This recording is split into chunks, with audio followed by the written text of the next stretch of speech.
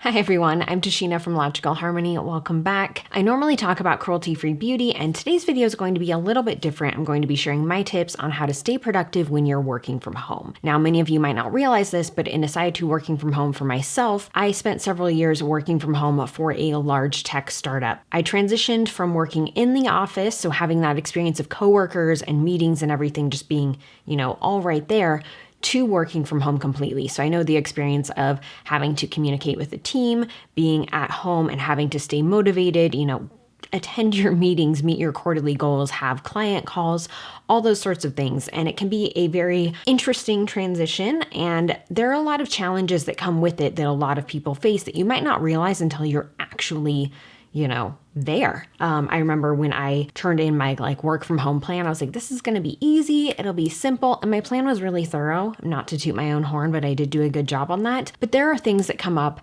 especially I think now where some people are working from home and didn't necessarily plan on it. So I just wanted to share the tips that I have picked up along the way because I know what it's like to struggle with those challenges. And hopefully this can be helpful between my experience of working for a tech startup from home and working for myself from home for a few years. So a few big things is I want to say scheduling your day is incredibly important. Just like when you're in the office and you have your meetings scheduled, and I was one of those people that would set aside time on my calendar every day to focus on email, or today I'm going to focus on prepping these docs that these customers need and these clients need. So really structuring your day is helpful, but aside from your work, structure your start and stop times. One thing that I really found myself doing when I first worked from home is I would start working way earlier in the day and end up working way later in the day as well. And it's a really hard habit to get out of once you start. And for me, I think like a lot of you that are in bigger companies, it's because not everyone on my team or everyone I worked with was in the same time zone. So once people, realized I was available for those 5 a.m. meetings on my time that were 8 a.m. their time, it quickly became a habit for them to schedule them. So my point there is schedule your start and stop times and don't be afraid to be firm with them because work-life balance is still very important. I think it's more important when you work from home because you're not showing up to an office and physically leaving. You're basically always in your office. So setting up that structure is really important. Make sure you also schedule in breaks throughout the day. So schedule your lunch break. Don't let it become cluttered with work and meetings, which is so easy to do when you work from home. Another tip off of that is to take coffee breaks. Now, when you're in the office, you're taking all these little breaks throughout the day to talk to other people. You're going to go to the kitchen, grab a cup of coffee. Maybe you're taking a quick step outside to get some fresh air, little things like that. So make sure that you schedule in those breathers and take those same breathers throughout the day when you're working from home. It can be really easy to,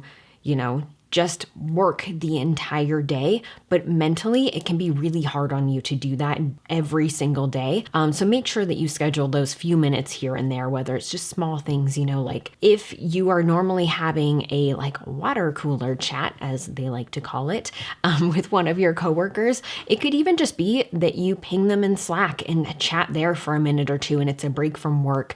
Maybe you pick up the phone and give someone a call, set a timer for 3 to 5 minutes, whatever your normal thing would be. And that's the amount of time that you have. Just make sure that you step away from your computer, step away from your keyboard and get a little breather. So I did mention Slack, and another tip that I have is to use these communications tools to stay connected. And I don't just mean about what is going on at work. Now, obviously communication is vital when you work from home. I think in the office, we get so used to talking to other people. There's so much chatter about different things and different projects that you're working on, and translating that to online can be a challenge. Now, the company that I worked for used Slack. I love Slack. I think it's an amazing tool. You guys might use something different at your company, but having something like that in place is important for work conversation, but it's also important for non-work conversation. So I think that if you are in a position where you can enact or encourage the higher ups at your company to enact a general chat space, it's actually really important. It's a place where people can have those normal little chit chats that they would have, if you are all taking your lunch around the same time,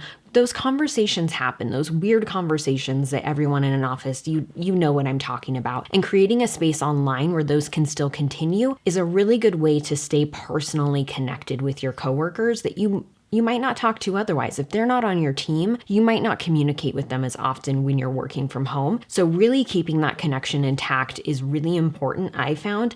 And it's really good, I think, not just for communication, but just for everyone feeling like they're all together. You know, you're all in this together and you're all on the same page.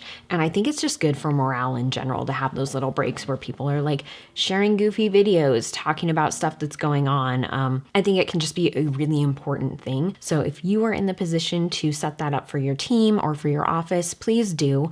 Or if you want to encourage a higher up to do that as well. I do think that is a huge tip that I have. Another one is to get fresh air at lunch. Now, this might be more easily accessible for some than others, but just open a window. Like just that little thing makes such a huge difference.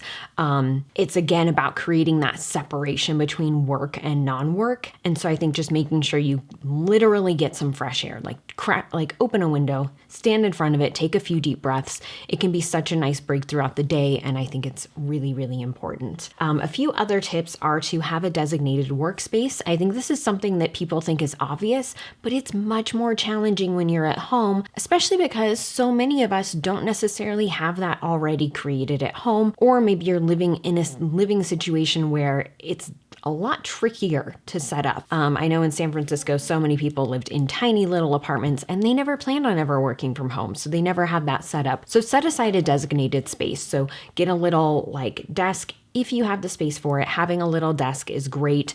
Or just a little area where you're always going to work. And make sure too that as much as you can separate it from a space where you go to relax, that you do. So if your favorite place to relax is your living room sofa, don't work on your living room sofa. It makes ending your day a lot harder, but it will also make it a lot easier for you to bring that work energy into what's supposed to be your relaxed time. And we all need our downtime. We all need it. So create a space at home. It doesn't matter how simple or complex it is. It can just be that you're just doing it. When I first started working from home, my work from home desk was pretty much the same as my makeup table for YouTube. So I just always made sure that there was space on it for my laptop for work. And that's just how it was. That was what worked with the setup. And it worked for me at the time. So do whatever you can. And then again, keep that space clear, keep it tidy. It makes a huge difference to not have clutter. My tip too would be have it be somewhere where maybe it's facing a wall or a corner so you can't see everything else in the room. It really helps to minimize distractions at that point. I think having things too, like a checklist app, is super helpful. They're helpful because you can share them often with others on your team as well and kind of all be on the same page about what you're doing. But they're helpful to just make sure that you're aware of everything you need to do and staying on top of it. I love checklist apps like the ones in Evernote or in Google Keep because you can literally check them and then they move down the list or they gray out. And for me, that's just super satisfying. So I really enjoy doing that. I like Evernote especially too because you can share those lists, you can share your notes with people, but there are a variety of ways you can do that. You can do that in Google Docs, all sorts of things.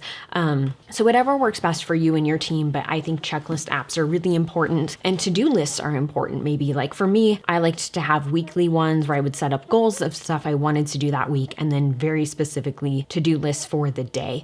And making sure that I put everything on there was helpful, not only in making sure that I made time for it, but even if it was just trivial things like writing back to this client's email, when the day is over and you see a list of what you've accomplished, it makes you feel really good. You don't feel like you haven't been unproductive because you're at home. And I think that's a common thing that people feel. Another common thing people feel is that they are so productive working from home that they kind of feel guilty. And so I want to say that if you're in that boat, because I was definitely in that boat, and that is what led to me working much longer hours, is that it's okay. It's okay. I think that's completely normal. I think that it kind of highlights how in some offices, the environments aren't necessarily the best working environments for people. But also, I think that if you find yourself in that position, take a couple days, take it as a breather, and then think about if there are any special projects that you've been wanting to work on. So that could be better organizing your inbox. It could be something, that's related to your role at work or to your team.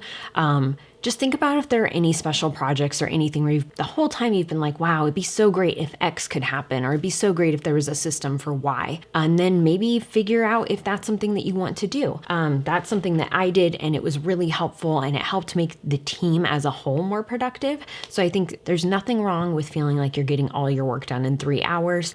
If anything, it's definitely to your benefit, and you can use that to either do things differently or expand on another project, little things like that.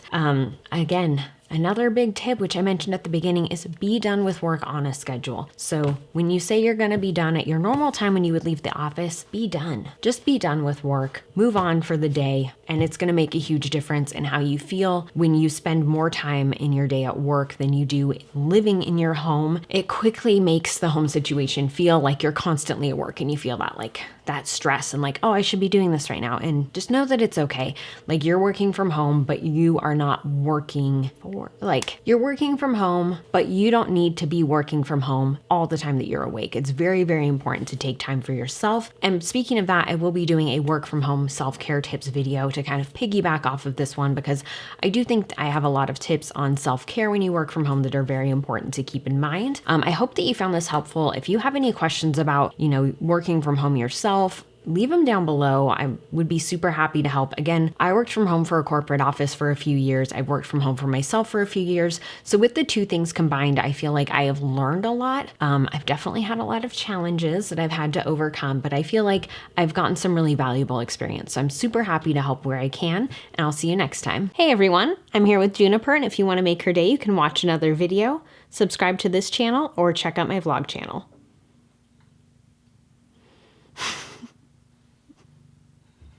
The look on her face.